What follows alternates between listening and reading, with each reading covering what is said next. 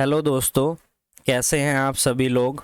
आप सभी का स्वागत है फिर से हमारे चैनल नॉलेज बाईजी पर। मैं हूं आपका दोस्त अमित कुमार, लेकर आया हूं आपके लिए एक और न्यू इन्फॉर्मेटिव वीडियो लॉ से संबंधित। आज हम इस वीडियो के अंदर सीआरपीसी के इम्पोर्टेंट एमसीक्यू को आगे कंटिन्यू करेंगे। जैसा कि आप सभी को पता है, हम अपनी इस वीडियो के अंदर एमसीक्यू के क्वेश्चन के साथ साथ कंसेप्ट को भी क्लियर करते हैं। यानी कि जो भी क्वेश्चन पूछा गया है एमसीक्यू के अंदर, उससे रिलेटेड कौन सा सेक्शन है और उस पर और कौन कौन से इम्पोर्टेंट क्वेश्चन बन सकते हैं जो आपके एग्ज़ाम के लिए इम्पोर्टेंट होते हैं। यानी कि अगर आप किसी भी सेक्शन को समझना चाहते हैं, वो भी आपको हमारी वीडियो में मिलेगी। आप उससे रिलेटेड एमसीक्यू डिस्कस करना चाहते हैं, वो भी आपको एक ही वीडियो में मिलेगी। यानी कि आपके एक ही वीडियो में दो चीज़ें क्लियर हो रही है, आपकी एमसीक्यू की प्रैक्टिस भी हो रही है और आपके कंसेप्ट भी जो है वो क्लियर हो रहे हैं। तो अब हम स्टार्ट करते हैं हमारे आज के इम्पोर्टेंट एमसीक्यू के बारे में। सबसे पहला इम्पोर्टेंट एमसीक्यू क्या है कि कोई भी वुमेन है, सपोज दैट, जो कि मेंटेनेंस क्लेम कर रही है, वाइफ जो है वो मेंटेनेंस क्लेम कर रही है सेक्शन 125 के अंदर। तो उस मेंटेनेंस को जो वाइफ को अलाउ किया गया है उसे कब कैंसिल किया जा सकता है। यानी कि कब जो मैरिड वुमेन है जिसने as an husband and wife है, ये हस्बैंड है और ये वाइफ है, इन दोनों की शादी हो चुकी है। अब यहाँ पर डिवोर्स के बाद वाइफ जो है हस्बैंड से क्लेम करती है मेंटेनेंस सेक्शन 125 के अंदर। साथ ही 125 के अंदर मैं यहाँ पर समझा देता हूँ सीआरपीसी में कौन कौन क्लेम कर सकता है मेंटेनेंस। या तो वाइफ कर सकती है, या फिर चाइल्ड कर सकते हैं, या फिर पेरेंट्स कर सकते हैं, यानी कि ये दोनों क्लेम कर सकते हैं इसके अंदर, हमारे सेक्शन 125 सीआरपीसी के अंदर। इसको मैं प्रीवियसली एक वीडियो में ऑलरेडी आपको डिटेल में समझा चुका हूँ। आज हम इस पर एक इम्पोर्टेंट एमसीक्यू लेकर आए हैं जो कि आपसे पूछा जा सकता है। यानी कि कब हस्बैंड को वाइफ को मेंटेनेंस क्लेम नहीं करना होगा, कौन सी ऐसी परिस्थिति है जिसके बारे में आपको पता होना चाहिए। एज एन अगर आप मैरिड पर्सन हो और इस वीडियो को देख रहे हो तो आपके लिए काफ़ी इम्पोर्टेंट होने वाली है और स्टूडेंट के लिए तो इम्पोर्टेंट है ही। फर्स्ट ऑप्शन क्या कहता है कि जब वाइफ ने डिवोर्स ले लिया है और उसने दोबारा मैरिज कर ली है, बिल्कुल सही ग्राउंड है। सेकंड चीज़ है कि वाइफ ने जो है डिवोर्स ले लिया है हस्बैंड से, पर्सनल लॉ के अनुसार जो भी अमाउंट निर्धारित किया गया था हस्बैंड ने डिवोर्स के बाद वाइफ को दे दिया है। पर्सनल लॉ यानी कि हिंदू के लिए हिंदू मैरिज एक्ट बनाया गया है, मुस्लिम्स के लिए मुस्लिम मैरिज एक्ट बनाया गया। तो उनके पर्सनल लॉ के अनुसार जिस भी कोर्ट ने जो अमाउंट निर्धारित किया है डिवोर्स के बाद, वो हस्बैंड ने वाइफ को दे दिया है। तो बिल्कुल दूसरा जो पॉइंट है बिल्कुल सही है। थर्ड पॉइंट क्या कहता है कि जब वाइफ जो है डिवोर्स ले लेती है हस्बैंड से और डिवोर्स लेने के बाद जितने भी मेंटेनेंस के उसके राइट है उन सभी को सरेंडर कर देती है, त्याग देती है कि मेरे को कोई भी मेंटेनेंस नहीं चाहिए डिवोर्स के बाद। तो ऐसे इन तीनों सिचुएशन में जो है वाइफ को जो है वो हस्बैंड को जो है वाइफ को मेंटेनेंस नहीं देना होगा। डिटेल में अगर आप वीडियो मेरी समझना चाहते हैं सेक्शन 125 सीआरपीसी पर, तो आप हमारी प्लेलिस्ट में जा सकते हैं सीआरपीसी के इम्पोर्टेंट क्वेश्चंस के। वहां पर आपको स्क्रीन पर साइड में आपको दिख जाएगा, नहीं तो आप डिस्क्रिप्शन में पढ़ लीजिएगा कि कौन सी सेक्शन है, जो कि कौन सी वीडियो है जो सेक्शन 125 के बारे में बात करती है। बात करते हैं दूसरे इम्पोर्टेंट एमसीक्यू के बारे में। यानी कि इंक्वायरी की जा रही है किसके संबंध में, कोई डेथ कोज हो गई है, तो ऐसे में डेथ कोज होने का क्या कारण था। अब जो भी पर्सन, जिस भी पर्सन को अरेस्ट किया जाता है उसके संबंध में, तो उसे मजिस्ट्रेट के सामने प्रोड्यूस किया जाएगा। किस मजिस्ट्रेट के सामने, district magistrate, judicial magistrate in addition to the inquiry by the police, या फिर नियरेस्ट एग्जीक्यूटिव मजिस्ट्रेट, या इन सभी में से कोई भी नहीं है। तो इसका सही जवाब है हमारा सेकंड, जुडिशियल मजिस्ट्रेट के समक्ष ले जाया जाएगा उस पुलिस ऑफिसर के द्वारा जो कि इंक्वायरी को कर रहा है।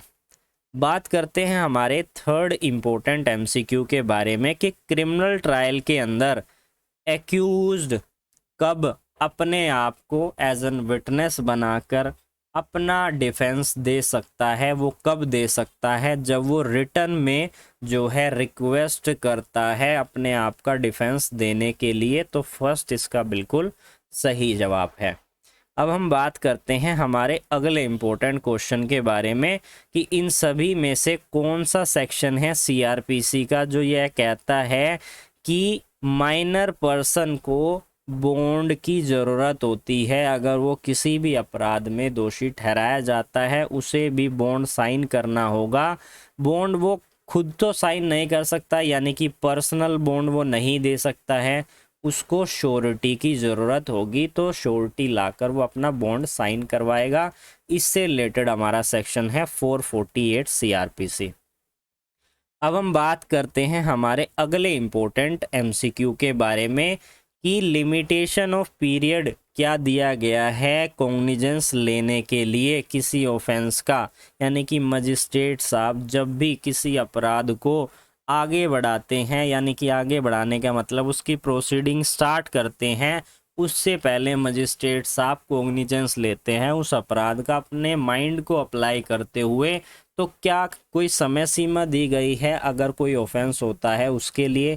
तो यहाँ पर यह कहा गया है अगर कोई भी ऐसा अपराध हुआ है जिसकी पनिशमेंट 3 साल से ज़्यादा है तो ऐसे में क्या समय सीमा होगी उस केस को फाइल करने की। यानी कि कोई भी अपराध हुआ है, आपको मजिस्ट्रेट साहब के समक्ष उस केस को लेकर जाना है कितने समय सीमा के अंदर। इसके लिए हमें एक इम्पोर्टेंट सेक्शन को डिटेल में भी डिस्कस करना होगा 468 सीआरपीसी, जिसको आज हम डिटेल में भी जो है डिस्कस करने वाले हैं। तो इसका जवाब क्या है? कोई लिमिट नहीं दी गई है अगर 3 साल से ज़्यादा का किसी ऑफेंस की पनिशमेंट सज़ा दी गई है ऐसे में। अब हम समझते हैं इस सेक्शन को डिटेल में।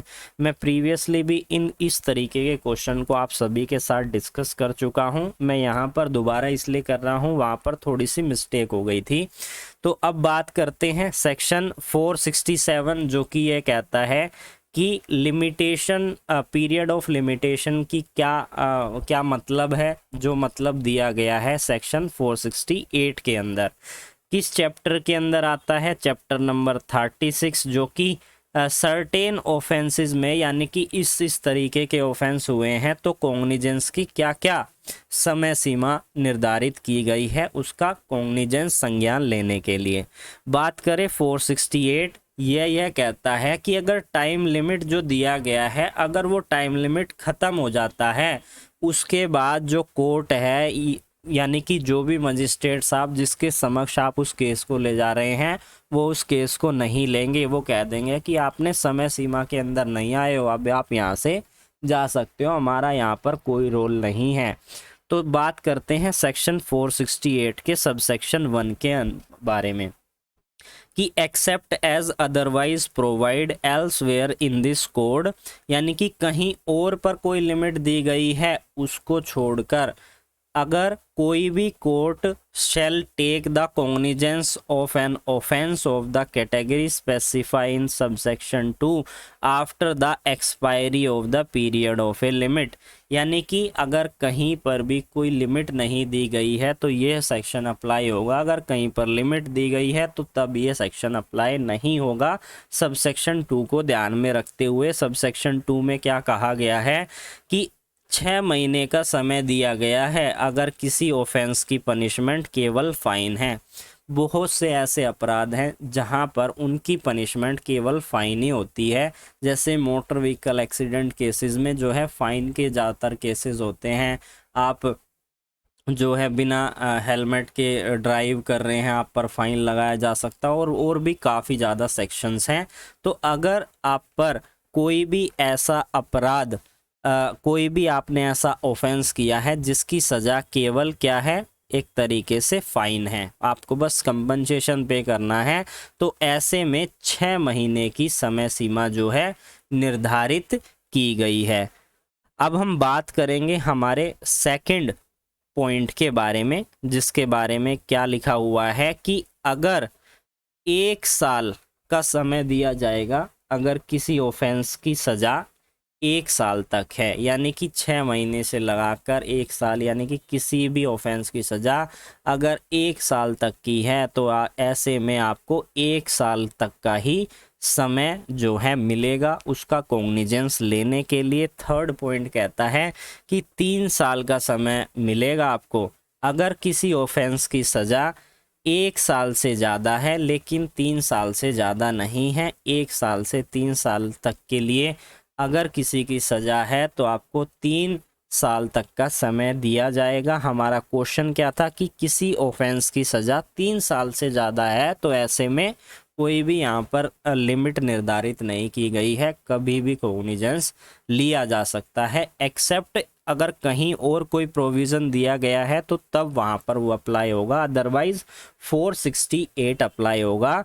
इसका सबसेक्शन 3 क्या कहता है कि अगर किसी भी ऑफेंस के संबंध में, यानी कि आपने ऑफेंस किया उसमें आप पर जो है 3-4 धाराएं जो है आप पर लग गई, तो ऐसे में इन सभी में से कौन सी ऑफेंस की जो समय सीमा है या उस ऑफेंस का जो पनिशमेंट है किसको कंसीडर किया जाएगा, तो वही चीज़ यहाँ पर बताई गई है जो मोस्ट सीवियर पनिशमेंट है, यानी इन सभी में से जिसकी सबसे ज़्यादा पनिशमेंट दी गई है उसी को कंसीडर किया जाएगा। सबसे ज़्यादा पनिशमेंट के अनुसार अगर आप इस सेक्शन के अनुसार समय सीमा के अंदर आते हैं तो आपको उस समय सीमा को फॉलो करना है।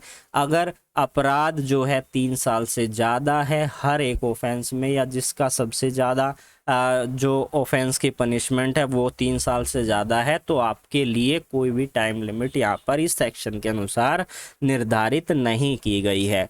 तो आज हमने इस वीडियो में CRPC के इम्पोर्टेंट सेक्शंस के साथ कंसेप्ट को भी क्लियर किया। अगर आप भी हमारे साथ जुड़कर इसी तरीके से CRPC को बहुत ही अच्छी तरीके से समझना चाहते हैं तो वीडियो को प्लीज़ लाइक कीजिए और चैनल को सब्सक्राइब करके हमारे साथ जुड़ जाइए। मैं इंस्टाग्राम पे भी जो है लीगल जर्नल नॉलेज पर MCQ के साथ MCQ को डिस्कस कर रहा हूं, तो आप वहां पर जाकर भी हमें फॉलो कर सकते हैं। तो फिर मिलेंगे एक न्यू लेक्चर में, तब तक के लिए जुड़े रहिए अमित कुमार नॉलेज बाई जी के साथ।